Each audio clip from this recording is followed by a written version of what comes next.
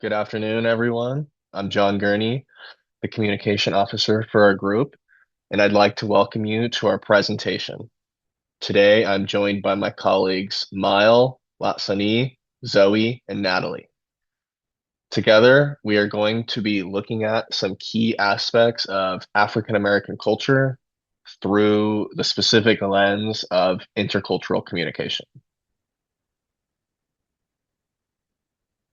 Culture is deeply complex and multidimensional. To truly understand how a community communicates, both internally and with the outside world, we have to look at the forces that shape it.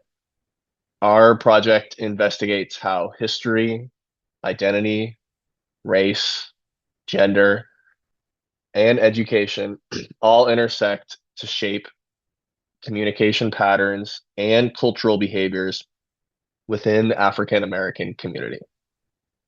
We want to move beyond surface level observations and look at the underlying structures that drive these interactions. To do this, we've broken down our research into five key areas. I will be starting us off by discussing male gender role strain and how cultural expectations impact health behaviors. Next, Mile will explore the dynamics of individualism and collectivism, highlighting the strengths within these cultural communities. After that, Latsanee will guide us through gender expectations and feminism within African American culture. Zoe will then transition us into looking at race and education, specifically focusing on historical barriers and how the educational system responds to cultural experiences. And finally, Nataly will conclude our presentation by exploring African American environmental ethics and the roots of environmental justice. So let's dive right into part one. So welcome again, everybody, to my presentation covering analyzing African American men's health behaviors through cultural communication. Today, I will be referencing a study by Griffith, Gunter, and Allen, which examines why African American men face barriers to physical activity. So, to understand this, the researchers conducted 14 exploratory focus groups within 105 urban, middle-aged African American men from the Midwest, asking them directly about the factors that influence their daily health habits. With this study in mind, I argue that the perceived lack of interest in personal health is not a matter of apathy, but a direct result of deep-rooted cultural identities, gender expectations, and societal role strain. Let's look at the specific findings of the study. So, the researchers found that African American men consistently prioritize their social roles, specifically as providers, fathers, and active community members, over individual health behaviors like exercise. In this context, engaging in physical activity simply isn't viewed as a normative or expected social activity. Instead, it's seen as secondary to their primary duties. When we talk about gender role strain, we are looking at the immense physical and mental effort required to meet the financial and emotional needs of their families. The stress of constantly trying to fulfill these expectations quite literally drains the energy that would otherwise be required for physical activity. We can connect this directly to our textbook's concepts of identity. As we've learned, our identities are not created in isolation. Instead, social identities are created from our deep commitments to groups like our families and communities. Furthermore, gender itself is a socially constructed identity. It is built upon internalized cultural notions of masculinity that dictate how individuals attempt to construct themselves through everyday interaction. The men in the study are actively striving to fulfill a culturally prescribed masculine identity. In their specific context, being a real man puts means putting the family's survival and well-being far above any personal leisure or individual health pursuits. This brings us to one of the most critical concepts in intercultural communication, individualism versus collectivism. Individualistic cultures prioritize the self and personal goals. If you look at most physical activity campaigns, like advertisements telling you to go to the gym or to take time for yourself, they're heavily marketed as individualistic pursuits. However, the men in the study operate from a highly collectivistic orientation. They place the needs, interests, and survival of their extended families and communities far above their own individual desires. For these men, taking time away from their family to go exercise actually feels contradictory to their core collectivistic cultural values. We can further understand this through the textbook's dimension of masculinity versus femininity. Highly masculine oriented cultures tend to define gender roles very sharply, placing a heavy expectation on men to be the sole breadwinners and focusing on performance and material success. The study highlights that this family provider role remains a fiercely important aspect of African American men's identity. However, they often operate in an economic environment that structurally constrains their ability to easily meet these financial needs. As a result, the strain of trying to be the perfect breadwinner in an imperfect system becomes a massive, overwhelming stressor. This stress actively impedes their physical health, leaving nothing left in the tank for exercise. So, how do we address this intercultural communication? How do we address this using intercultural communication competence? First, we must warn against reductionism. We absolutely cannot reduce these men to lazy stereotypes of people who just don't care about their health, because that's simply not true.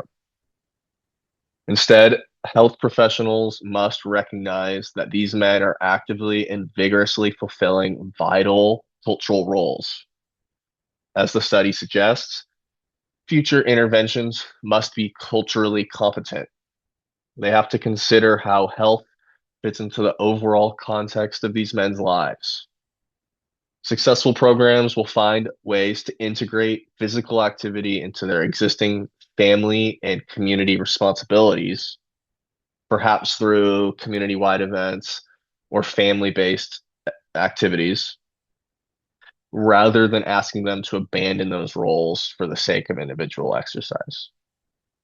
So, thank you for listening. Next, Mile will speak on individualism versus collectivism. Good morning, everyone. My name is Kevin, and my full name is Zheng. Building on what my group members discussed about African American culture, my part will focus on individualism, collectivism, and behavior in African American culture. This is based on a research article titled Culture, Values, and Behavior Among African American and European American Children. It was written by Smith and her colleagues in 2020. This is important because culture is not only something we talk about in theory, it actually shapes how people think, act, and interact with others from a very young age.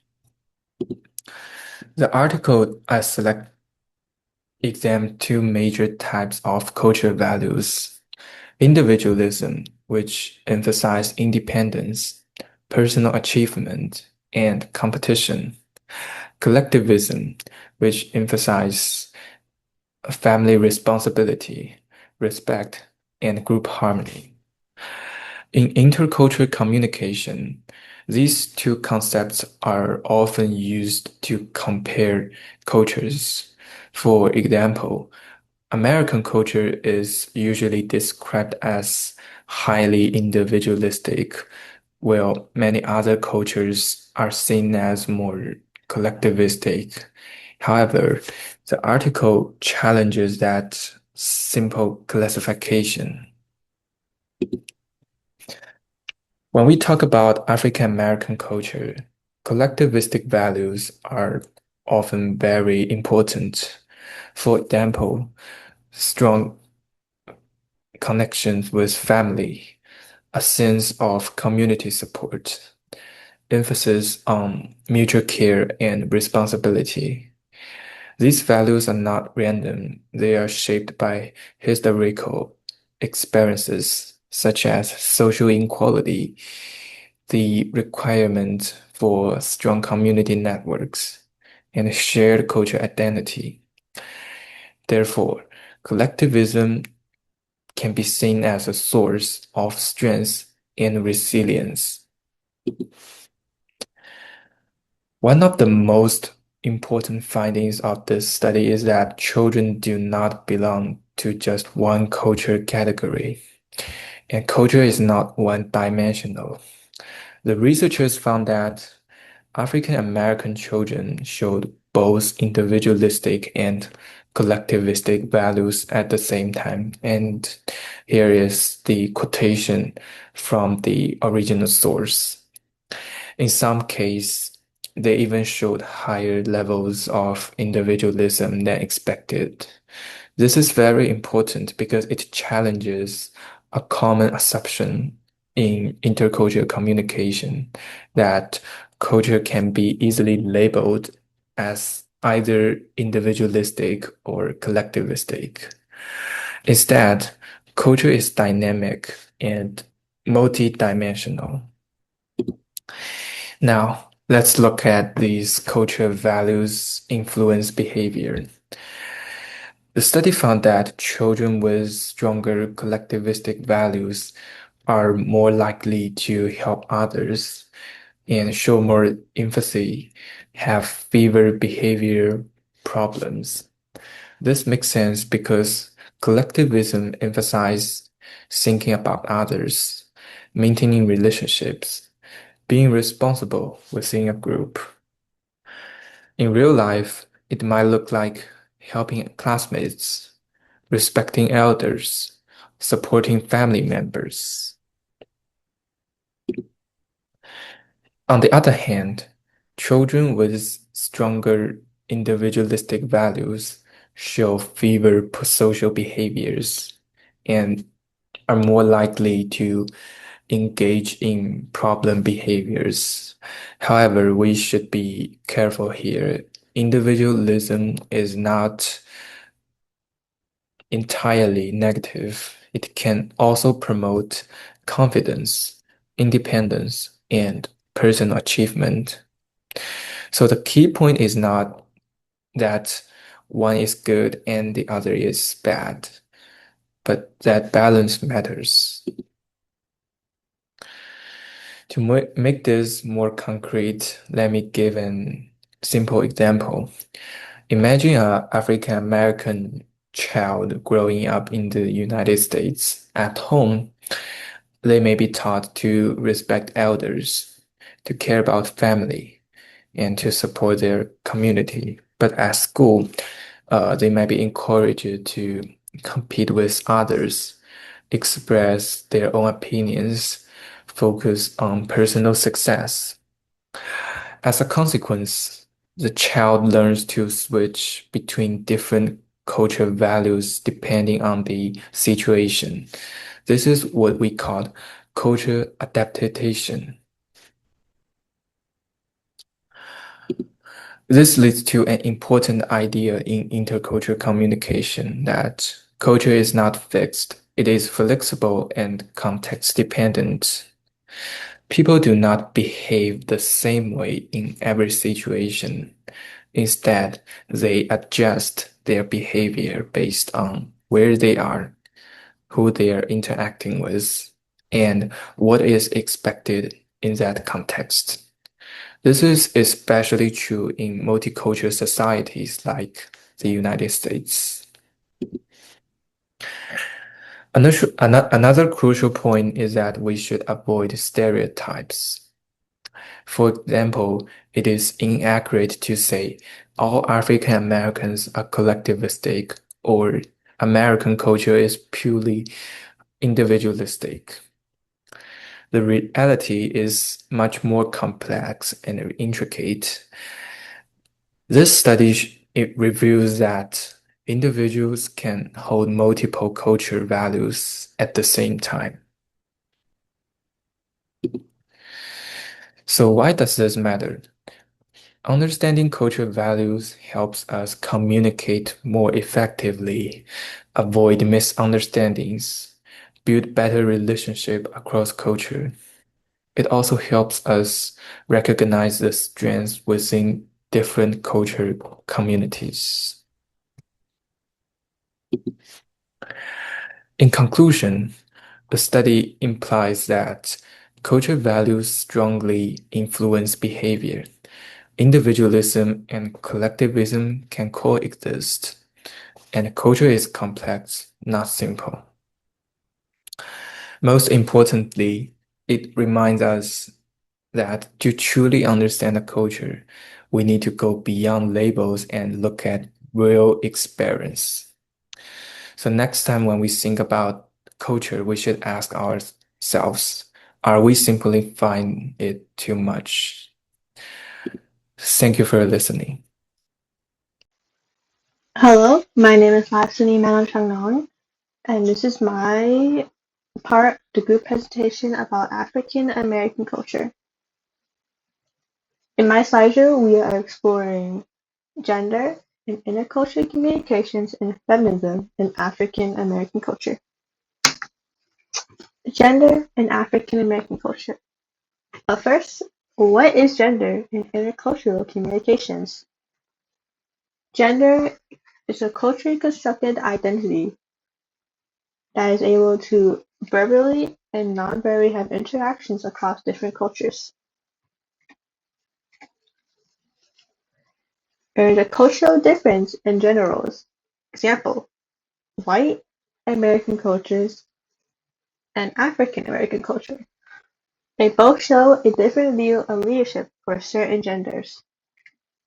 The certain gender being the female race. Wait, not race, I'm sorry, gender. From the Black community having been more welcoming to having a female leadership than the white community. This comes from sexism being a huge issue for female in multiple cultures, but due to the topic from Black women having been way more welcoming to being able to have a leadership role compared to white women in multiple different places. From another, also having sexism from including that and a double burden. It's also having to face racism due to being Black.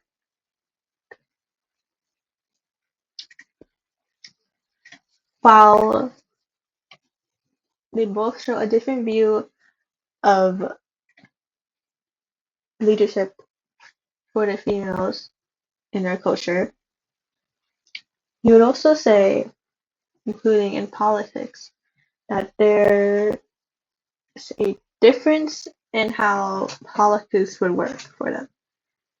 From seeing it being known as a gender gap, that white men and women have that are shown to be going increasingly on voting, while in the Black community, Black men and women remain largely about and less about having a gender gap shown. Is the treatment of women influenced by culture? From having a traditional view in creating a family to be having that the male gender is the breadwinner in the family, and the first thing for masculinity, that they need to be the one that is making money and taking care of the family, compared to what the female role is, to be caring for the children and cleaning the house and cooking and to prepare for the man to come home, is what's shown. Though this is from decades of cultural norm from historically in the family that is written, could also have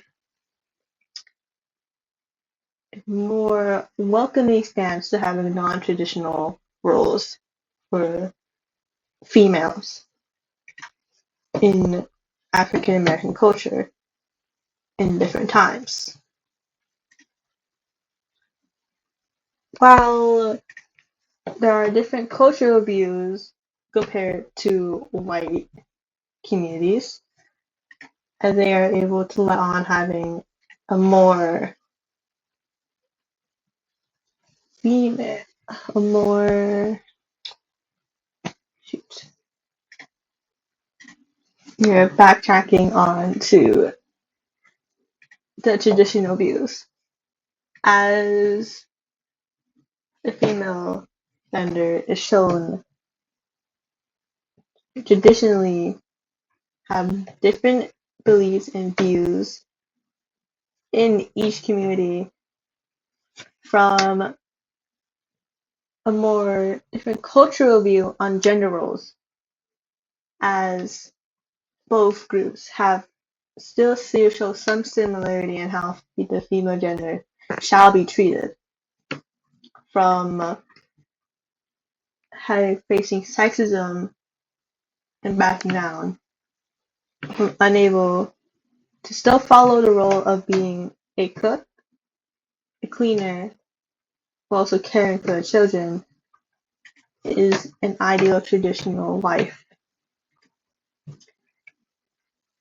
If the only way it could work for moving away from the traditional value is the husband is capable of supporting the family as being what's shown as the breadwinner, is more kind for being masculine and caring.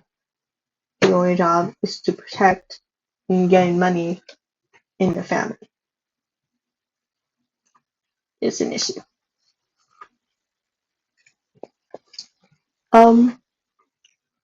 That's all I have spoken and written about. Have a good day. Hi, my name's Zoe Ridpath, and my topic's going to be on the race, culture, and the education of African Americans. Who are African Americans? African Americans are individuals who live in the United States but have ancestors from Africa. Many African Americans were physically brought to America between the 1600s and the 1800s due to slavery. After slavery had ended, there was many disparities for African Americans, such as little to no access to health care, education, and even housing. Barriers faced by African Americans. Southern opposition was rooted in fear of the educated African American, basically saying that white people were afraid of African Americans. The whole nation was responsible for slavery, which highlights that it wasn't just one person or a group of people. It was almost every white person at the time. Even nowadays, discrimination and racial bias is being used against African Americans. Another barrier for them is the negative stereotypes. Studies reported tiredness or fatigue as a barrier. Participants reported they did not want to engage because they didn't want to sweat out their hairstyle. The costs associated with purchasing a gym or recreational center membership was a barrier. Women were viewed as the primary caretaker of the household, which ultimately limited their time. Lack of social support was identified as a barrier. Neighborhood community safety concerns were a barrier. Physical and verbal harassment was a barrier. Being accused of gun violence and or gang-related activity was another barrier. We weren't brought to the United States or to the so-called New World to be educated. We were brought as a part of a massive labor supply. What the slave masters permitted was training, not education. Africans in the United States were trained to serve. There were great disparities in academic achievements and success between African Americans and white people. Now we're going to be talking about the cultural suicide in schooling. Schooling had forced Africans to ignore their culture and their history and to accept Euro-American culture as their own. Their parents often didn't have time to consistently and systematically support the academic success of their children. Many white teachers failed to acknowledge fully the humanity of African American students. African American culture. African American culture is known for unique music styles like jazz and soul, reflecting history and creativity. Soul food and flavorful dishes are central to African communities. Culinary traditions celebrating resilience and community. Today, we use many significant ingredients that were brought from Africa, such as okra, black-eyed peas, yams, sesame seeds, and rice. Strong community bonds and activism shape African American identity and drive moments for social progress.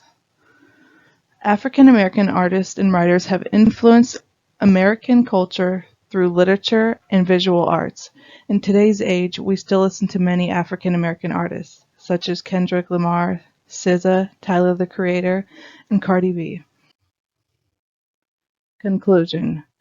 Education is essential to learn the historical roots of inequality and bias revolved around African Americans. There has been an ongoing struggle for education for African Americans. Schools have reinforced racial inequalities.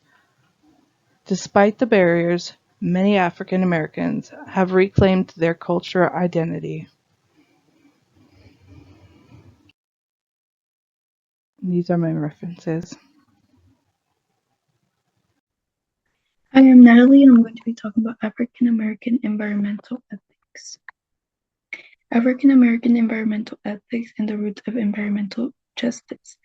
African sensibilities and the development of Black environmental consciousness. The emotional roots of stewardship, Douglas on affection, trust, and the natural world. Du Bois and the roots of Black environmental justice. Reimagining wilderness and African American environmental ethics and the roots of environmental justice. Environmental activism in African American communities dates back to the Progressive era, traditionally aimed at such issues as access to green space, combating pollution, and protecting public health. African American environmental ethics share much common ground with the environmental justice movement. They are both centrally concerned with the connection between justice and the environmental stewardship. African American environmental ethics extends beyond the distributive issues at the heart of the environmental justice movement. It is rooted in a broader intellectual tradition that addresses the political, economic, and cultural dimensions of human relationship with the land. African sensibilities and the development of Black environmental consciousness. Lowell's line is Black culture and Black consciousness forward the claim that African American culture is strongly shaped by the traditional African sensibilities carried by slaves and their descendants.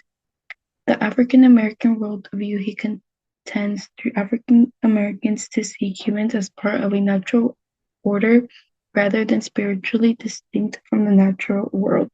It is easier to document the effect of slavery itself, which made the relationship between social justice and the environmental stewardship key axis of African American environmental ethics. African American theorists that focus on the social conditions necessary for individuals to develop an ethical relationship to the natural world and how those social conditions have been eroded by racial injustice. The emotional roots of stewardship, Douglas on affection, trust, in the natural world.